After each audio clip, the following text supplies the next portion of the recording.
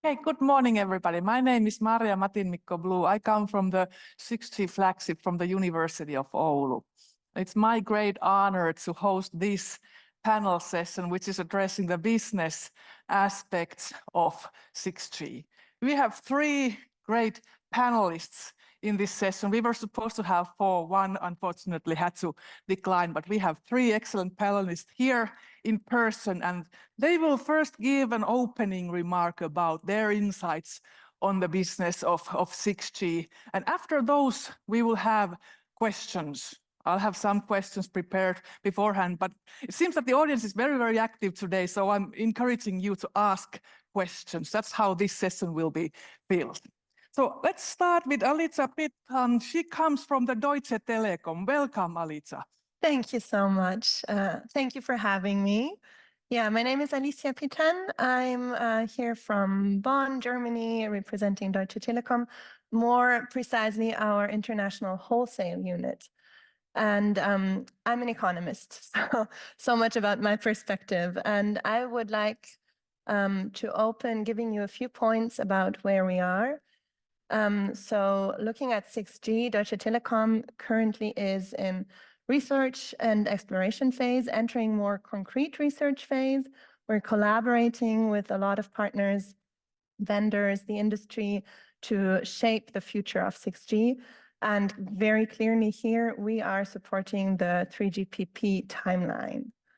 Nonetheless, what is important to us also is the fact that we're striving for global standardization when it comes to 6G. We have heard something about efficiency and sustainability this morning. And yeah, I think it's a no-brainer to say without standardization, we are not going to be able to achieve efficiency. Same goes for technological alignment. Here we are proposing an evolutionary approach for hardware to make the realization of this new network, also efficient and more sustainable.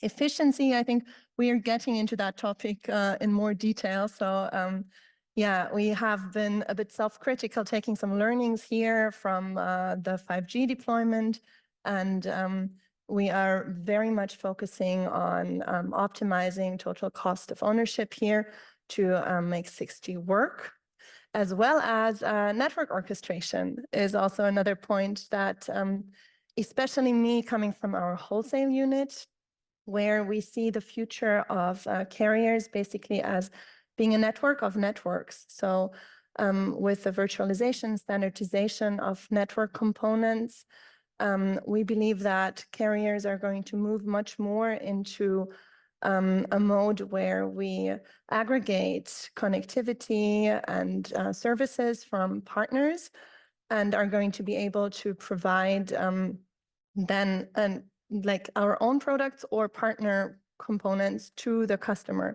So this kind of ties in with network orchestration and involving satellites as well, because in the end, really what has been mentioned before is that we believe that the end user is going to be put in the center of 6G.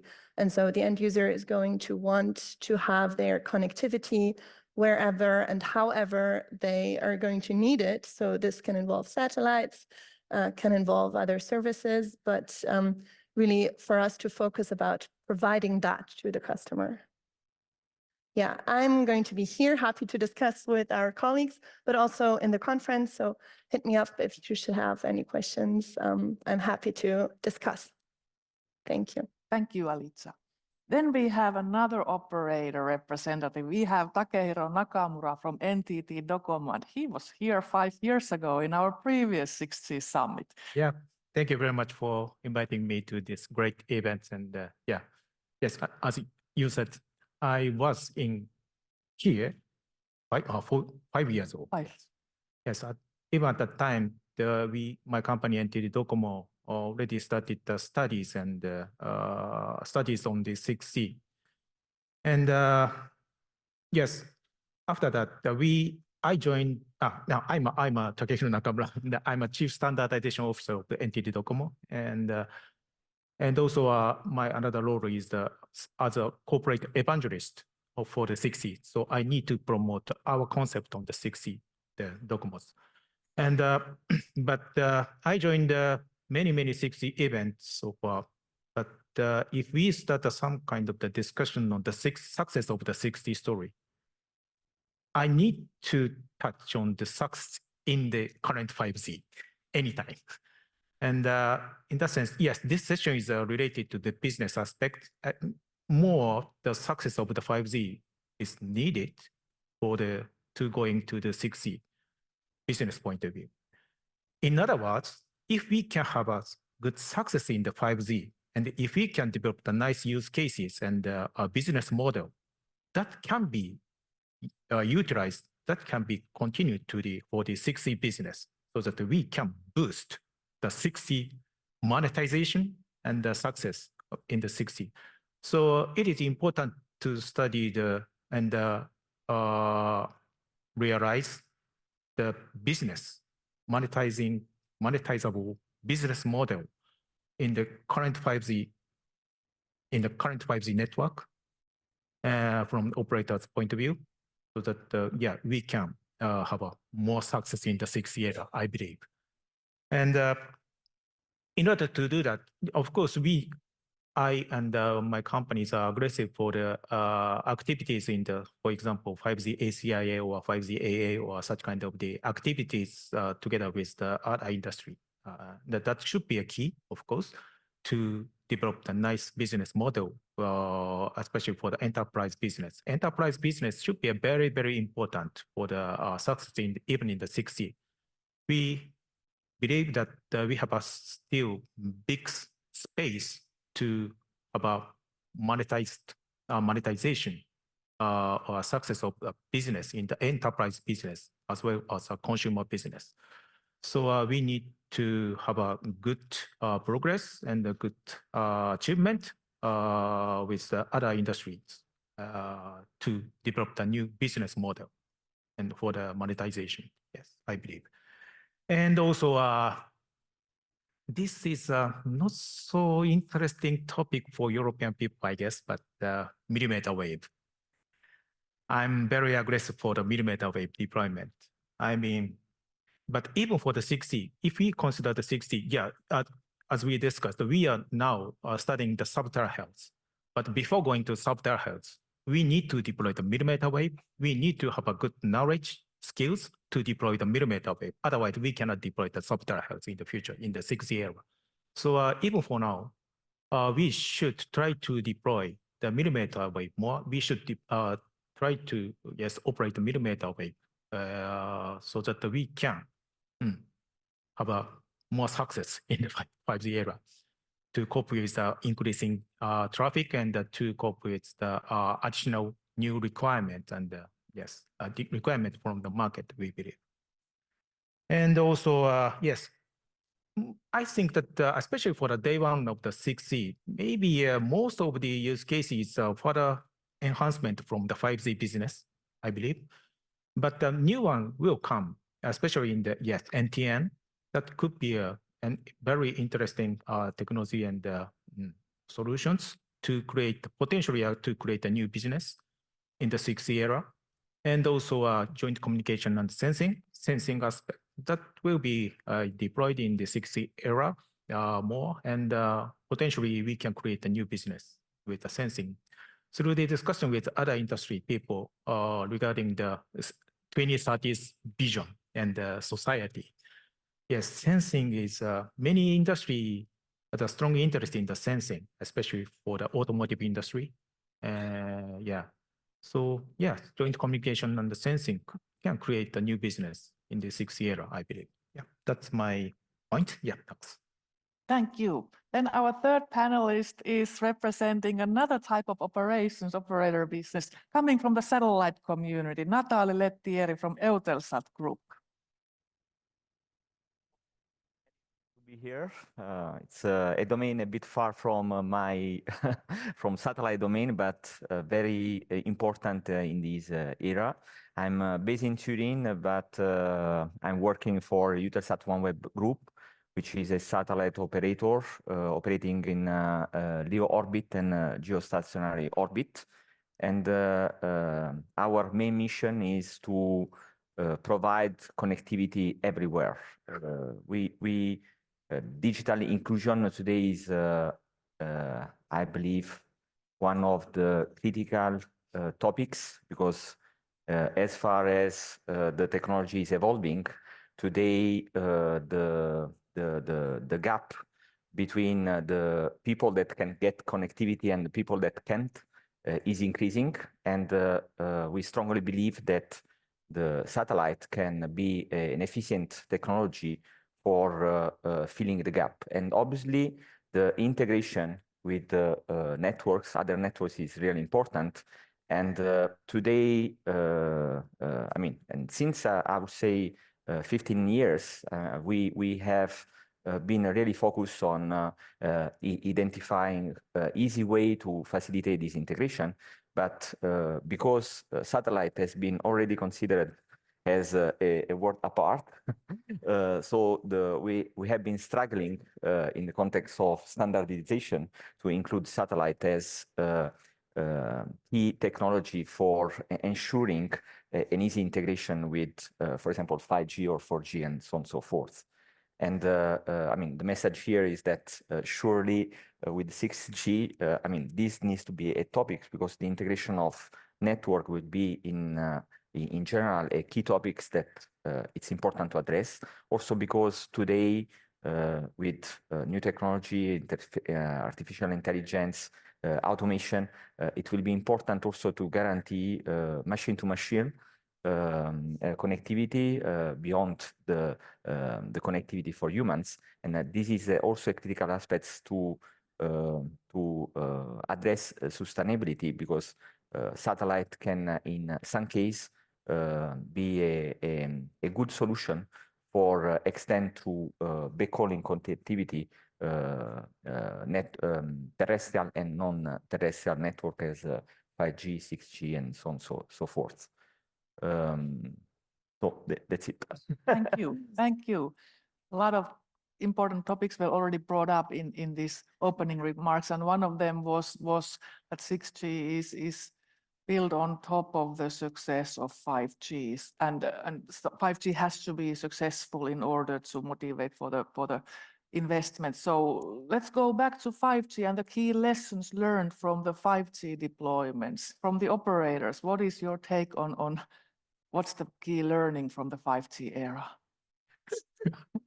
Still learning. Still learning so much. And yeah, actually, honestly, many of the operators are still struggling about the 5G business. And many people say that the monetizing of the 5G is still on the way.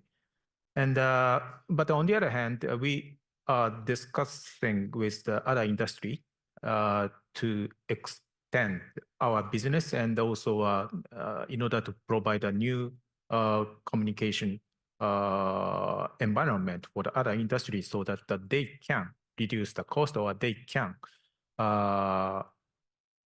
get more money potentially. But there's anytime we need to, we have some challenges. What the gain of the 5G compared with the Wi-Fi, or we need to explain clearly. And also complexity of the 5G system. Yes, compared with the Wi-Fi, of course, the 5G system is complicated, and how to optimize the 5G system for the each use cases, and who can support them, or such kind of things. And yeah, many challenges we have, but so far we already identified that issues or challenges, and also we almost identified the potential solutions for that, and the time to execute such kind of the solutions to the other industry people, so that we can expand our business, and we can monetize by the 5G system, I believe. But that maybe takes times a little bit. Yes. Yes.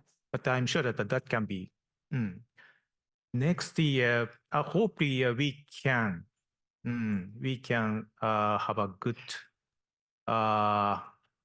situation. It can be a good situation for the 5G, good 5G business, I think. Otherwise, it's a little bit tricky situation. Yeah, in the 5G, I think. Yeah, we see the same thing. Our 5G business like deployment with partners has been picking up very slowly. And so I think what you're saying is, something we can really take as a message from that is to do it differently and do it better for 6G. So really looking at the factor of making it how do you say, like more efficient, making ourselves more cost conscious, because one of the main reasons probably for this kind of slow pickup was the fact that we did boost bandwidth, but we did not bear in mind the cost that comes along with it, and it gets worse with bigger deployments. So here, this is, I think it has been stressed this morning, something we really have to keep in mind, that this whole thing is not going to work if we don't optimize there very much. Another thing I think, like for us at DT, we have been tapping our shoulder a little bit is security. So for 5G, we have started involving security early on. So not so much looking at it as a question of which technical vendor to pick, but as a question of just involving the topic, bringing security experts into the development of the technology at an early point in time. This has been just the topic of the session before. I think political developments nowadays cannot stress enough the relevance of that. And this is something we have learned, we have done well, and we are going to continue with a great effort for 6G. Yeah, in our case, the situation is a bit different because today our core network is running on a 4G model, and we are considering to deploy the next generation of LEO orbit satellite using 5G. Generally, to deploy a new constellation, it requires around 3-4 years. So the generation that we will have in 3-4 years' time will be based on 5G. And this is why I was mentioned before the fact that for satellite operator in general, it is very important to, in order to facilitate the integration with existing network and to be at stake, to consider the satellite as part of the standardization of protocols. From a point of view of end user, we are supporting many operators around the world in extending 5G and 4G connectivity to backhaul solution. But obviously the deployment of 5G is not in our hands. We are more there to support this kind of deployment for the 5G. The standardization would be also key in general for reducing the costs, which is also an important topic for satellite operator, both in terms of modems and but also in terms of network equipment. And obviously another key topics that we are starting to address, but likely not with the next generation, is to provide direct connection to the device. And in this case, the technology for extending 5 or 6G coverage will be covered in the future. But it's for us, the integration with 5 and 6G is really key for the use case that we are foreseeing for the future. Thank you. Earlier today, we saw the key topics of 6G, and one of them was sustainability. And that's something that I strongly talk about and do research on. And now there is some kind of consensus that there are 3 perspectives to sustainability: environmental sustainability, social sustainability, and economic sustainability. And the presentations we saw earlier, they were mainly about energy efficiency, but also digital inclusion, which are like environmental and social aspects. So how do you see the role of sustainability in this whole development of the next generation systems and the impact of society that these networks will have? So I will start. You can start. As I said before, I mean, for us, sustainability is really important. As a satellite operator, we are pushing the overall industry in reducing the environmental impacts that in our case is more related to the launch of a satellite itself. And obviously, I mean, I don't know if you heard about that. There are also many discussions around the fact that there are in the coming year there will be a lot of low orbit constellation, and also for these in this case our group decided to put the satellite in an orbit where the number of satellites that are needed to cover the entire Earth is not it's not in the lower orbit in order to reduce the number of satellites that we will send for covering. The sustainability in terms of impact of satellite, as said before, for us it's key to bridge this digital divide between area where the connectivity practically doesn't exist and area where the connectivity exists. And we have many projects also in region. For example, we have been discussing during last time with the Telecom in Italia. There are still in Italy, which is in Europe, millions of people that has no connectivity or very low connectivity, generally 3G. So our target is indeed to facilitate this integration, providing either backhaul solution or also broadband access through satellite solutions, so through solution that the users can use itself. And another important aspects regarding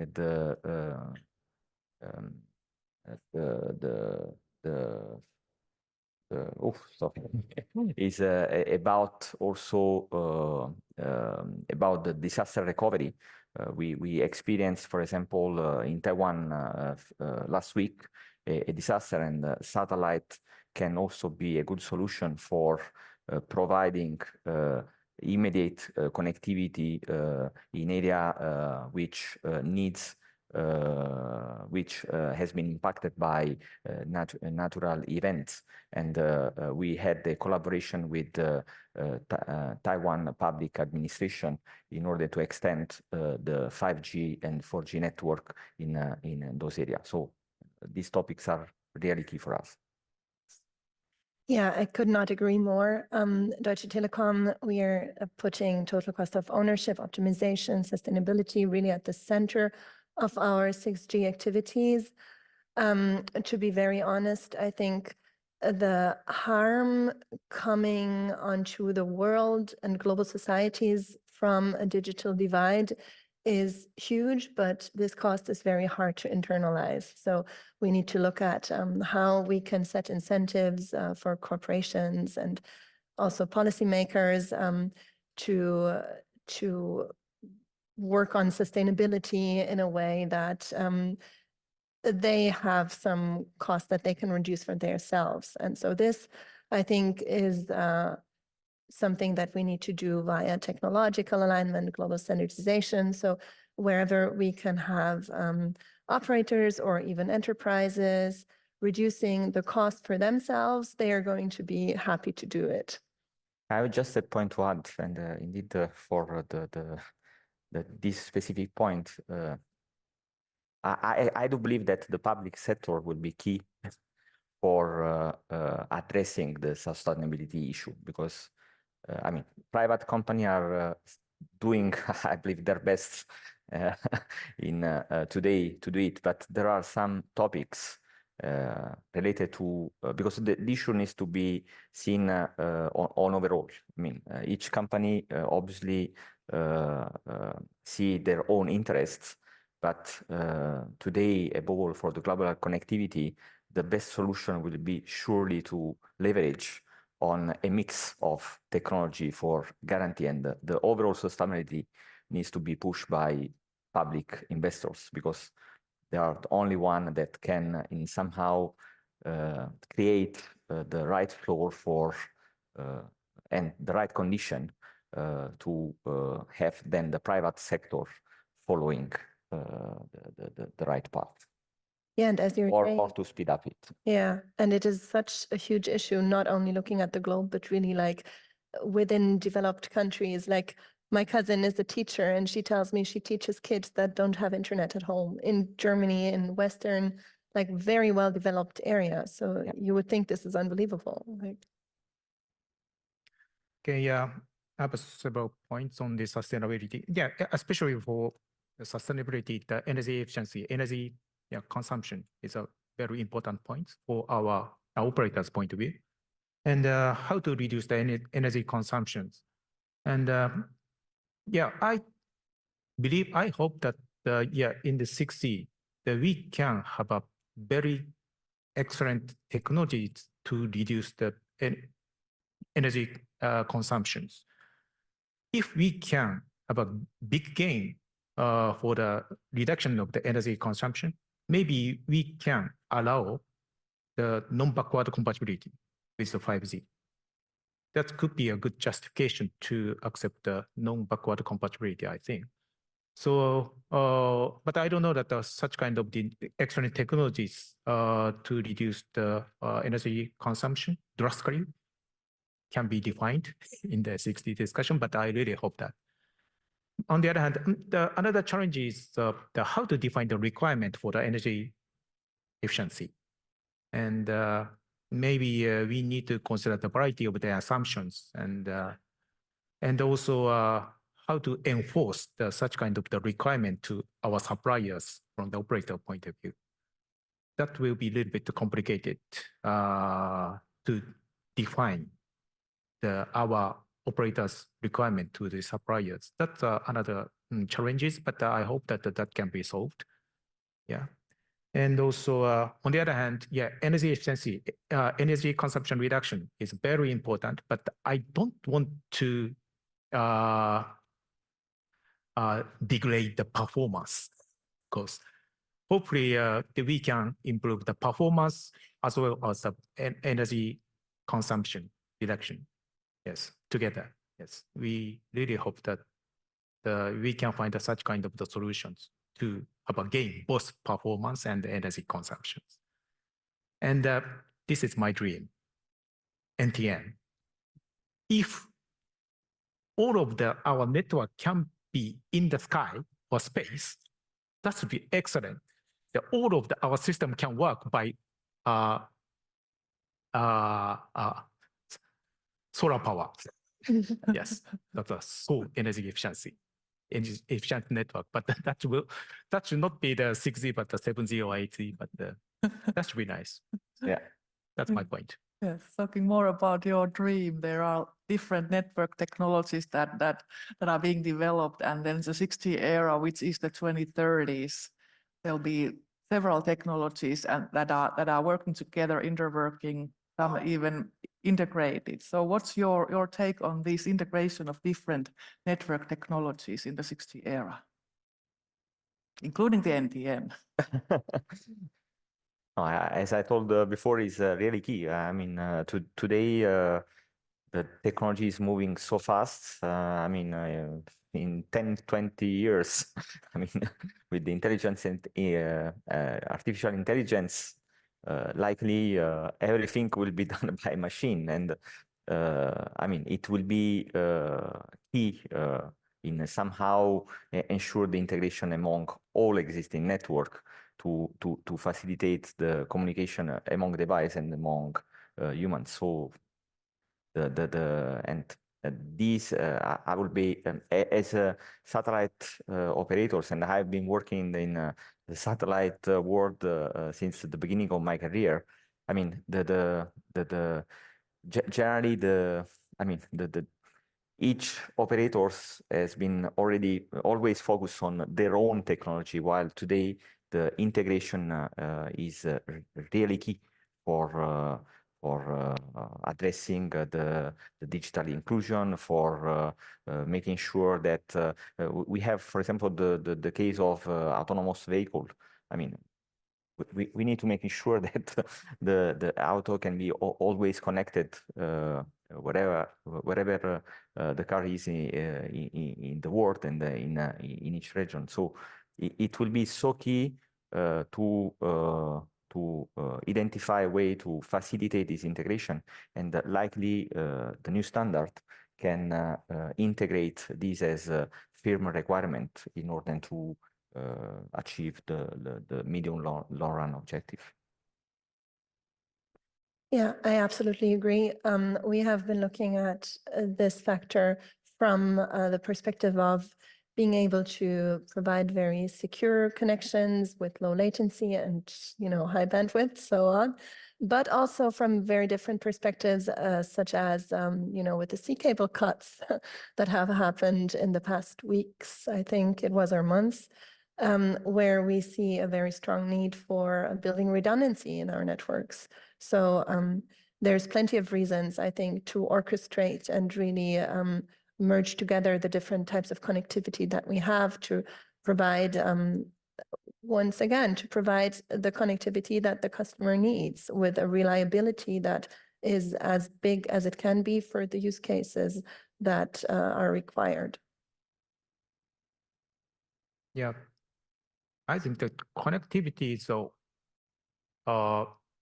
now lifeline for all of the people.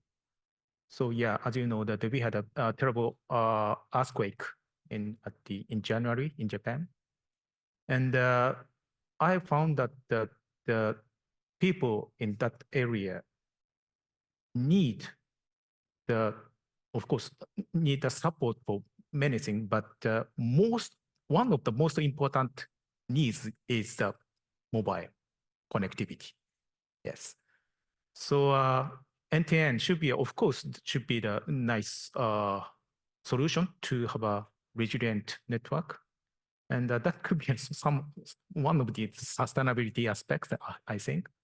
So yes, so it is, in that sense, the connectivity is now so important for the people, like air or water. Yeah, similar level or necessity. Yes. At this point, I want to encourage you to think about the questions. We have one, I have made one question, so I'll ask that, but then it's your turn to ask whatever you want from this great panel. And the last question from my side is about these new technologies that are reason to be part of 6G. And we saw it earlier today, joint communication and sensing, the role of sensing in this future 6G network. So how do you see the business side of introducing these new technical components? Yeah, we need to study more, actually. Yeah, of course, we need to know the actual performance of the joint communication and the sensing. And yeah, maybe the other industry people believe or assume that, yes, our solution of the joint communication and sensing can provide a very, very accurate performance, like a centimeter level accuracy. But it may be challenging, I think. So maybe we need to show the actual performance of the joint communication and sensing at the day one of the 6G or day 2, day 3. And then maybe we should develop the potential use cases together.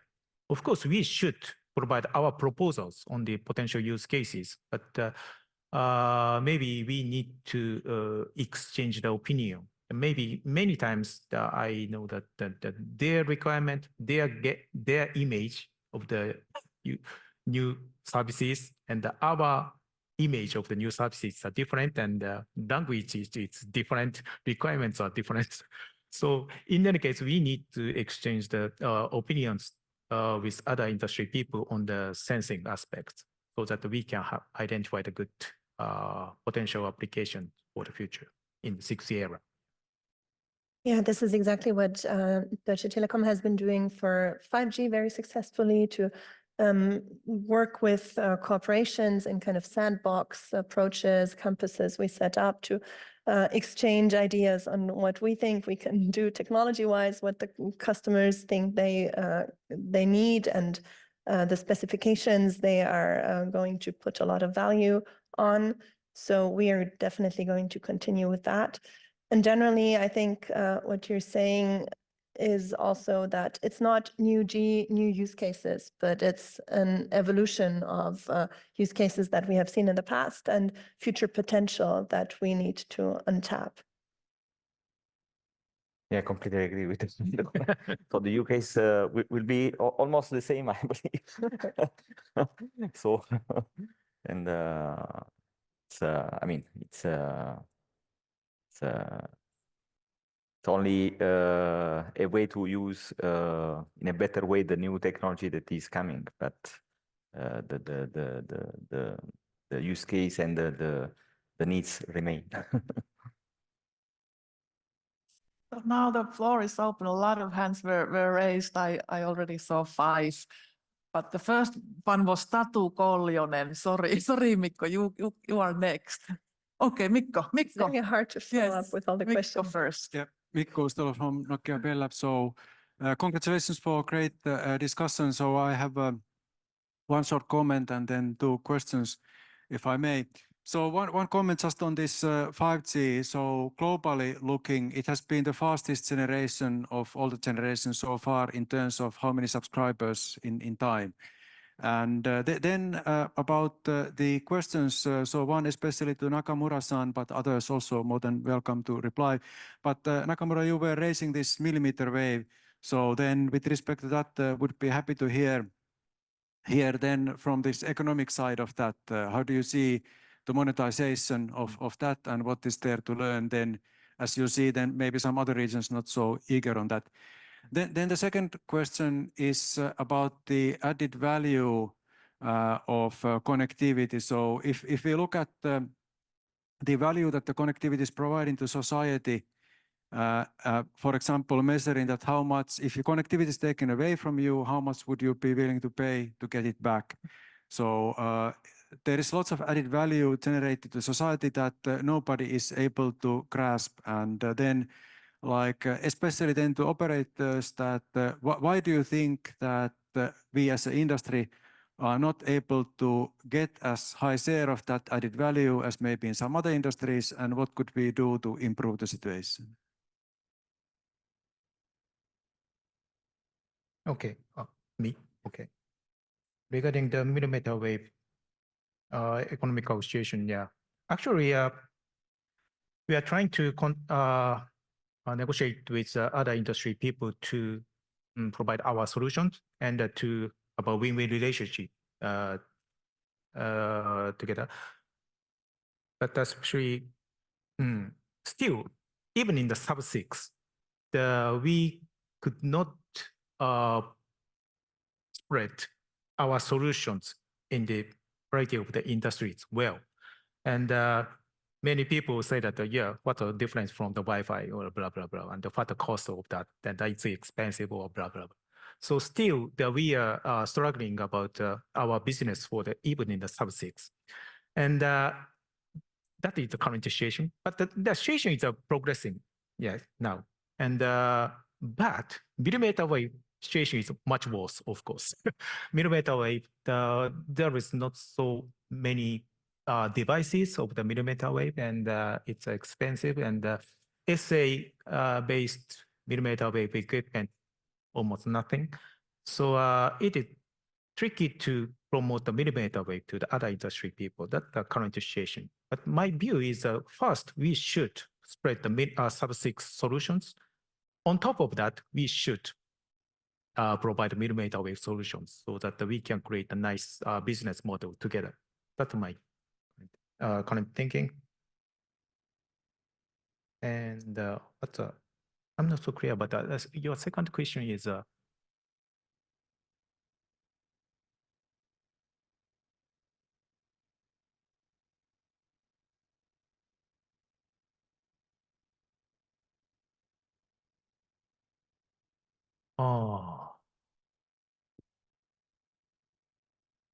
So maybe one idea there from the wholesale perspective, this is exactly what we're looking at. So by integrating other operators or service providers into our service offering, this is one approach to be able to grasp some piece of that OTT cake, so to say, not only selling the connectivity. And we are looking into going further with this, with intelligent network management, being able to sell very concrete use cases to customers, therefore being able to get some of that willingness to pay for singular use cases. And I would say that today in some part of the world, the connectivity is taken as grant.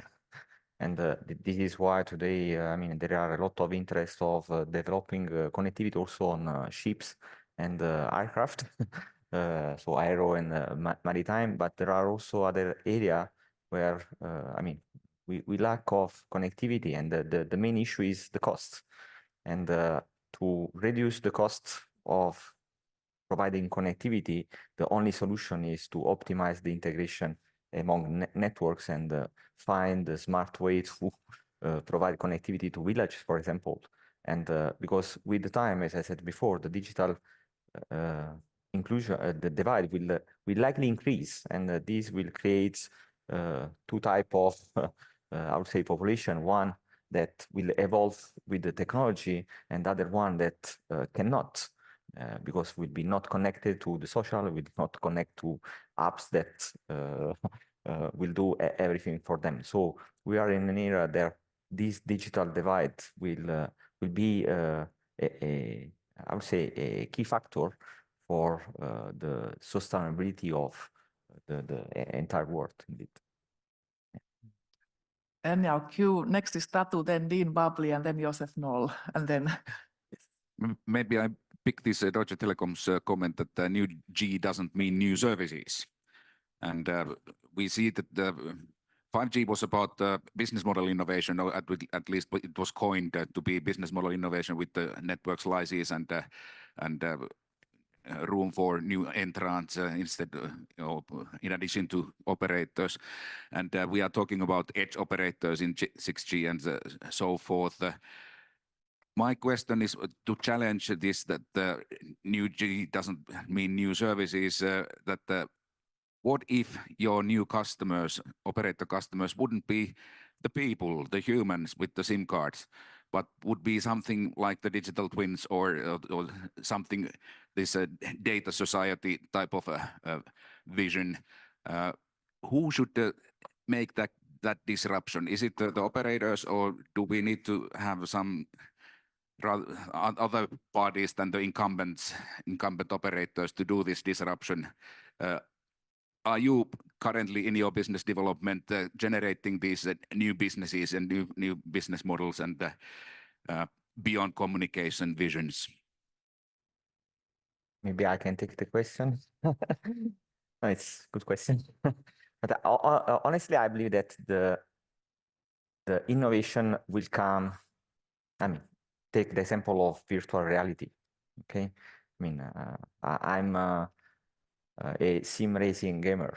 Okay, and I tested the first Oculus last September, and it was really amazing. Okay, and using the virtual reality, you discover that likely you need to have from one side better performances, from another side, and I would say something that for someone working for a satellite operator should not mention is that we need lower latency. Okay, so and therefore and has this use case also other use cases, the vehicle and so on and so forth. So the network operator will be somehow obliged to reply to the demand. And I believe that till now, I would say each domain, terrestrial with fiber, mobile operator with 3, 4, 5G, and satellite has worked all in their own segment, focusing on their own business.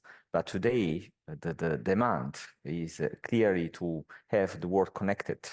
And this is why I believe that the driver will come by our capacity, by the capacity that is being put in place through new technologies such as augmented reality, virtual reality, artificial intelligence, and so on and so forth.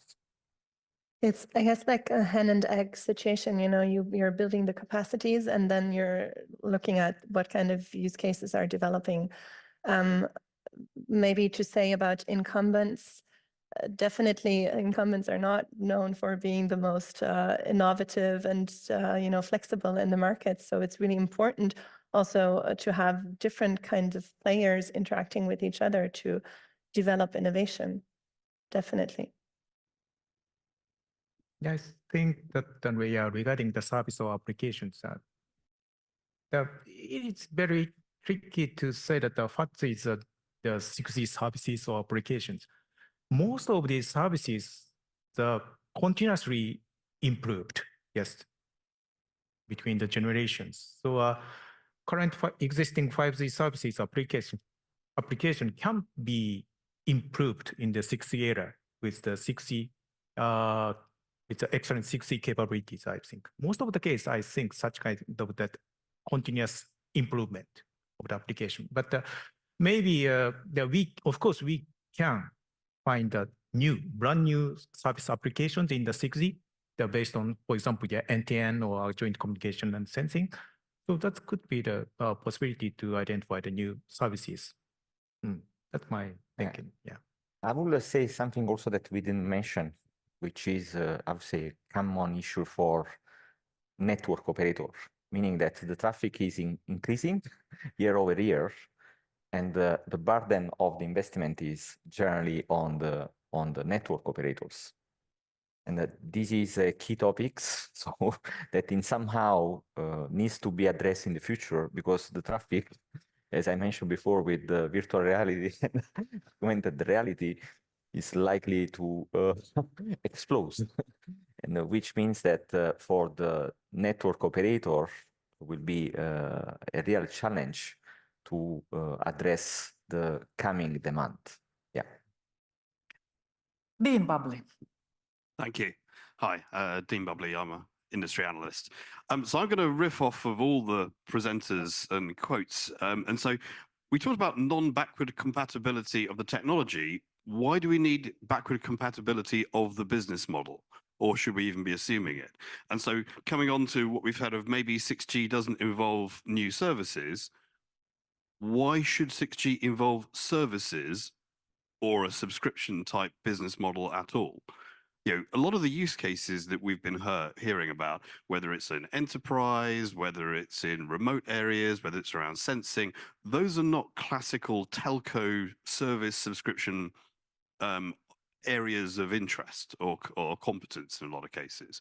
And coming back to the investment point just now, so maybe we should be thinking in terms of 6G doesn't have a business model, but it's a set of capabilities that can be deployed as a service or by an enterprise and owned, or as a systems integration project, or as an amenity by a government or a building owner, or free or consumer driven. So do we not start with a blank sheet? Don't assume MNOs as the principal network owner, not network operator, network owner or investor. And actually, should we not sort of basically ignore the backward compatibility or not assume it? If we go to a Wi-Fi 8 conference, they won't talk about business models, or a USB 5, we don't talk about the business model. So why are we doing it for 6G? Complicated. So yeah, I'm trying to kind of figure out the question and comment. The question is, why are we assuming the telco subscription service model as the baseline? Yeah, so I think we are assuming, looking at what we have known, what we have done so far is kind of like the starting point. But in fact, we have been looking at different kind of concepts for bearing that investment cost into building the new network. So for example, tower companies are a thing. that we have been heavily researching on, and that we have been seeing actually in Europe, different kind of tower companies or other innovative, you're looking for a microphone? Oh, yeah. Yeah, so innovative models basically to fund that huge cost of provisioning the network. And I think with the cost being as high as it is and going to increase, we are definitely going to see more of that in the industry. No, it's you're right, and you are right. Meaning that probably business model needs to evolve also based on the traffic consumption that the different application will require. Then about your question about the 6G, why we need 6G is I'm not an expert of the technology, but as far as I understood, 6G aim at reduce the latency and also increase the capacity. And yeah, these obviously will help to address new use cases that we have today as augmented reality or virtual reality. Yeah, we learned a lot of 5G deployment from the 5G deployment, and we had some challenges to how to explain the 5G to our customers. Actually, it is not so clear, and then many of the people say that what the difference from the 5G and the 4G. Yes, so I need to prepare the nice wording to explain the 6G, what the difference from the 5G and what kind of the benefit we can provide by the 5G to our customers. So far, maybe we need to study more. We need to have a more clear answer for the future business. Yeah. I'm still struggling about how to explain the 6G. Yeah, I'm an evangelist for the 6G, but even for me, I'm still struggling how to explain the 6G. Yeah. Then it's Josef Noll, and then Sudhir, and then Janning.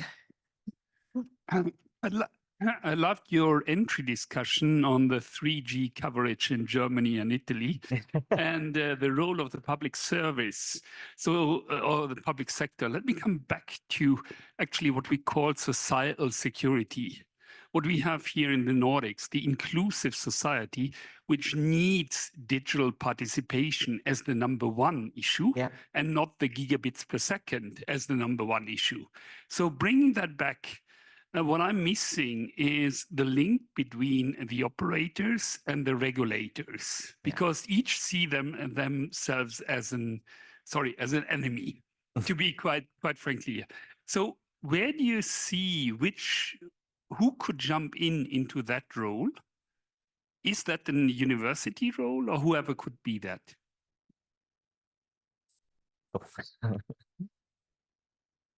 I would say that, I mean, if we look at European, I believe that it should be it should be a matter, and in somehow these start to be, I would say, the issue of providing and to bridge the digital divide is a problem that is here since, I believe, 15 years, okay? The issue, and I will try to be as much as polite as possible. No, the issue is that Teresa network are very strong, and so major investments are focused on fiber development. This is the reality, okay? And so I hope that, I mean, also because the sustainability has become a key aspect in the last year, that the government, the Commission European, focus more, and there are initiatives, okay, that go in this direction. Now, European Commission wants to deploy its own constellation IRIS² project, which will not cover likely all needs that we are talking about. But this is why I was saying the regulator should push in ensuring, I would say, an end-to-end vision and making sure that all citizens can get the connectivity in the development area for granted. We have this problem in Italy, and I know that a similar problem exists in Germany because we have been working with Germany. And by the way, I believe that today Germany found an agreement with Starlink to cover some aspects. We have been also working with them, and as we do in Italy for Telecom Italia. But in any case, the telco are not really keen to deploy third-party technology for covering the needs, and we need to the attention of the regulator on this kind of matter to ensure that this will actually happen. I hope that I will not receive complaints or legal. Yeah, but this is the reality. Yeah, I actually like your proposal about the universities because as I said, like from my economist point of view, I don't see the incentive for telcos to do it, but I don't see the incentive for politicians to do it either. You know, because I mean, the math in an economic welfare perspective is really easy to do. Like €1 spending on inclusion today is like so much cost saved in the future. But politicians are, you know, they tend to take decisions based on what's happening in the next election, not necessarily in the long-term perspective. So maybe, you know, we can call from a push from academia there to kind of bridge that gap. And what is also worse is that sometimes the money is there, but it's not used. And this is a problem of the regulator. Because I mean, sometimes in Italy, for example, the deployment of fiber as the government take engagement for the PNRR program, I mean, is very late, and we know that they cannot provide connectivity everywhere. So why we don't start before in addressing the issue using alternative technology? 4, 5 satellite, 5G satellite, and so on and so forth. Yeah. In Europe, the regulator is enemy of our industry. No. Yeah, we have a very nice friendship, friendly relationship between the regulators and the industry. Yeah, but the challenge is actually now we need to provide our services, 5G services or potentially 6G services to the other industry people. If so, we need to negotiate with the variety of the ministries, and we need to have some good coordination among the ministries. That's a little bit challenging, and we need to discuss more. Yeah, that's my feeling. But we are very friendly. Great. Then Sudhir and Yanning. Yeah. Sudhir. Okay. So I have 3 comments and some possible potential directions where the business models might go, especially with future networks, especially 6G that we're talking about in this panel. So I see 3, actually 4 stakeholders in all of this. One of them is OTTs, over the top service provider. How would their role might change or should change? The other one is the network providers. And the third one is the regulators and government, public policy. And user is somewhere in between all of this. So if I look at the OTTs, they've done a great job because they are making money at the expense of the network service providers.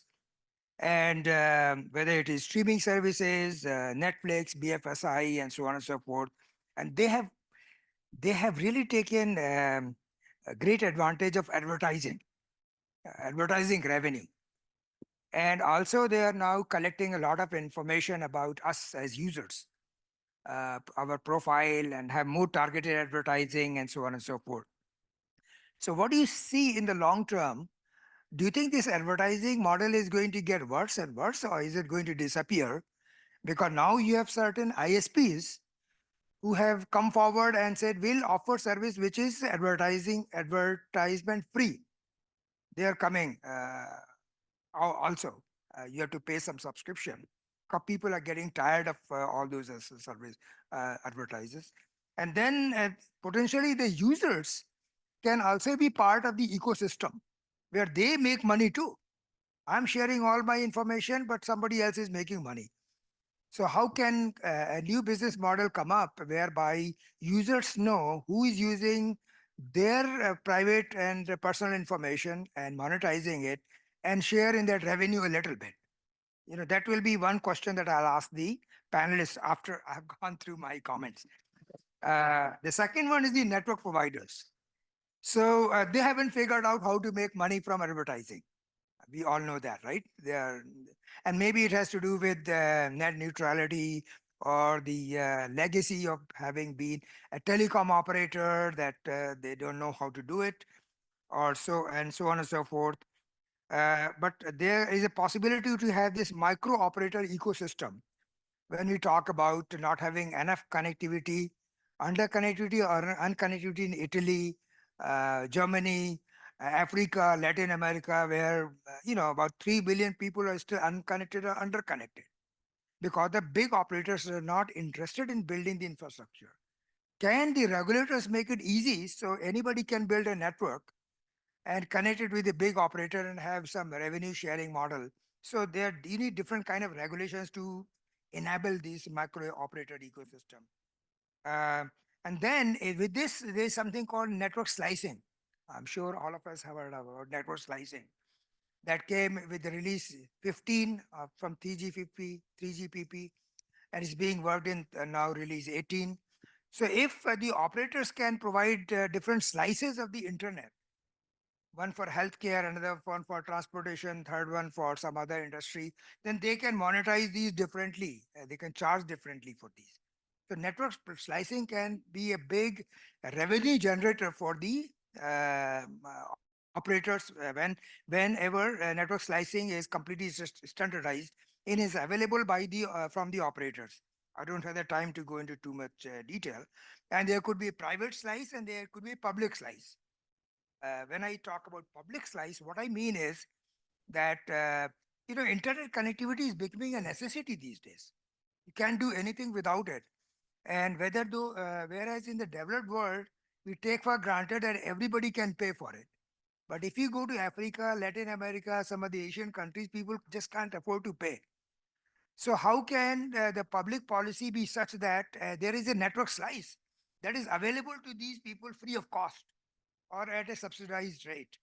So network slice can be a way to go forward to offer ubiquitous connectivity to everybody, especially when we talk about 6G for the society. When we talk about the society, we should really walk the talk, not just say society, so that network connectivity should be available free of cost or very cheap for a lot of people, for everybody. So that's the thing.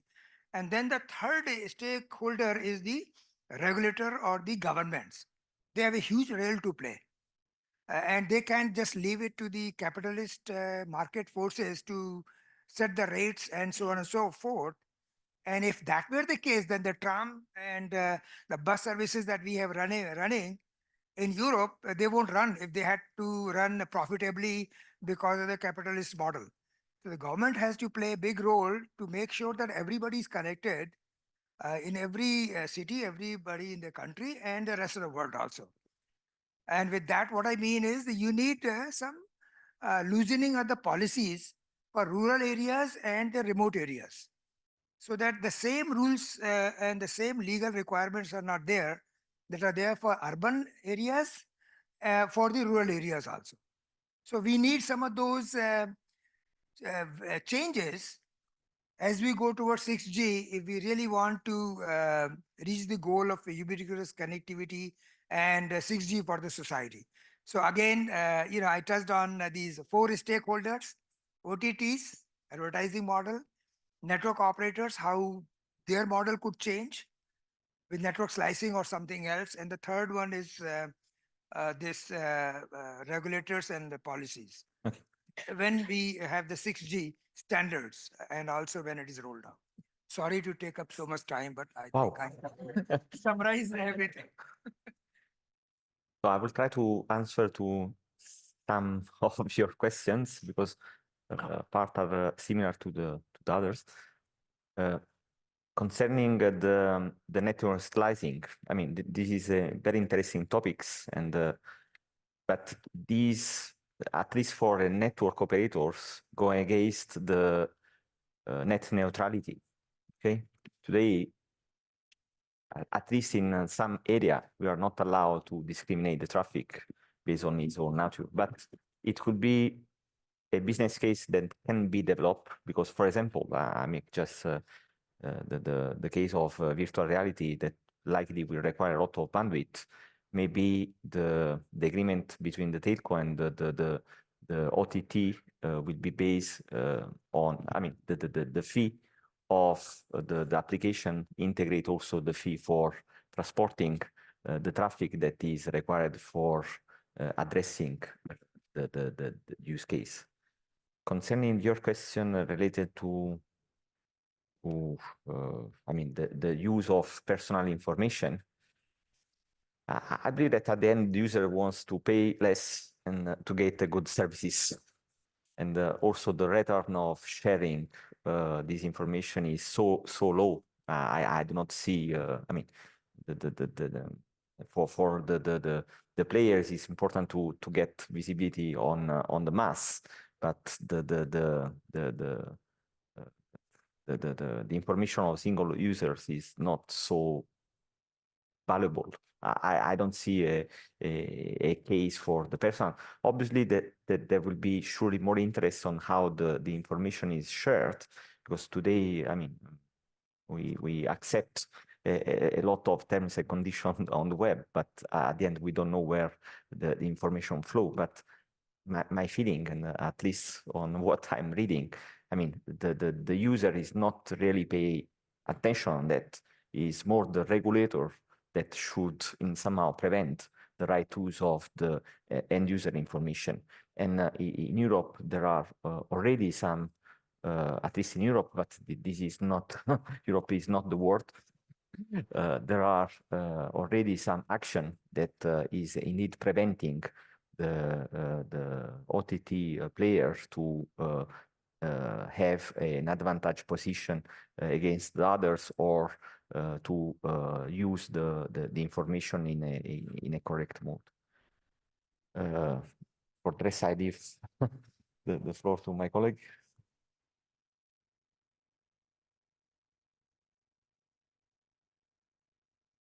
Any? Oh, Comments? do you have any?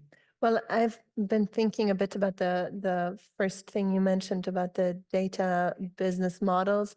I see it a bit differently. I think those models do exist. Either customers are paying with money or with data, but that's about it. So as you're saying, there is in Europe a lot of regulatory action to protect the users. Then again, telcos are under an obligation of non-discriminating. So I don't see so much of a potential for action there. With the other points. There was also the interesting points of ensuring, I mean, the digital divide, but as discussed before, I mean, this is up to the regulator to ensure that the right investments are focused to address the issue. We cannot leave the only the private company to address a society issue. Okay, yeah. Regarding the OTT aspects, yes, that's a case-by-case basis, and that sometimes OTT players are our partner, and sometimes competitor, of course. And case by case, we need to provide our business. And but in order to expand our business, we have our own asset as a MNO, network operator point of view, something like our customer data, unique data, and also data from our network systems. We can utilize such kind of our unique data to provide a new business, to develop the new business. So we are aggressive to develop the new applications based on such kind of our own data. Yes, we are aggressive for that. Yes, that is one of the way to compete with OTT players. I think from the operator point of view, slicing is yes, we are still struggling about slicing business. We are already, many of the operators are already providing the slicing services, but still we could not identify the excellent application services based on the slicing. But that a similar situation as the other 5G business and the millimeter wave, where we need to discuss with other partners to create the new use cases business based on the slicing. Yeah. Thank you. Unfortunately, we don't have time for Yanning's question. I'm really sorry about that. This concludes our panel about the 6G business. Lunch is served next. We have 1 hour to eat lunch. Thank you very much for our panelists and audience. Very active discussions. Thank you.